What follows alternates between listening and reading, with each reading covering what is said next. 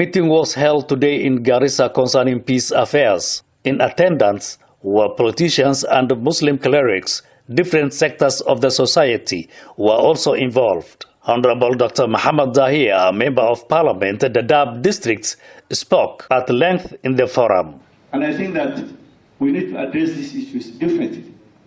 And I want to say that as a government, we really need to look to review our policies, how we deal with the issues of security, particularly terrorism.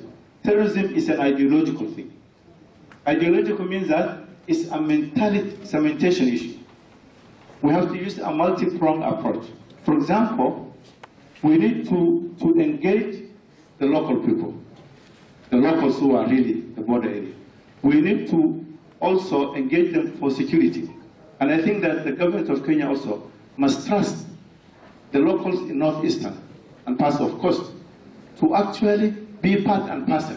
Train them, give them mechanized units, and let them be the people in the front line, just like Ethiopia, so that they are able to rapidly respond to any issue of insecurity. I think that the other issue related to Shabab is poverty. Let me say this. This country has a border with Somalia. From Mandera, border point 1, to Kiunga, border point 29. A distance of over 700 kilometers. Yet, today, for over 10 years, that borderline is closed in quotes. And we know for sure that the border, there is movement of goods and the people, both legal and illegal. Sometimes I just wonder why we have such archaic policies which will not even help the government of Kenya in this revenue. I know for sure, I can tell you for sure, the sugar and the commodities which are used in many parts of Garissa County, Wajir and Mandera come from Somalia, yet we are not getting a single cent of revenue. Further, that issue has impoverished the people on the border. One of the biggest outcomes of these policies has been mass migration. Mass migration of border communities from the border to Garissa to Nairobi. Today, I am telling you, and this is a fact the government of Kenya should take note. Today, the Somali population of Northeastern have really migrated in large numbers to many urban centers in Kenya. It is not a bad thing, but that is a creation of the policies of this country for the last 20 years. I always say that the border between Kenya and Somalia should be treated like the border between Kenya and Tanzania, the border between Uganda and Kenya, the border between Ethiopia and Kenya, the border between which other country? Sudan and Kenya, South Sudan.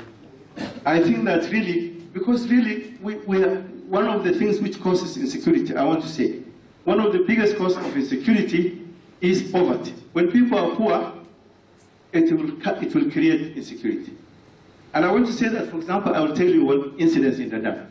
We have a population of refugees close to 250,000, together with the Kenyans. Now, the goods which are used in that part of the country come through the border, through porous border. We have designated entry points like Liboy. We are not used, so vehicles come in. What has been the result? The result has been the Shabab get revenue between Kismayu port and the border. And everybody knows how much revenue they get. I think per truck, they get $1,200 US. And that is what is funding the Shabab insurgency in terms of funding. One of the things, of course, they collect zakat and so many other things. From the border to the refugees and other parts, who are the beneficiaries?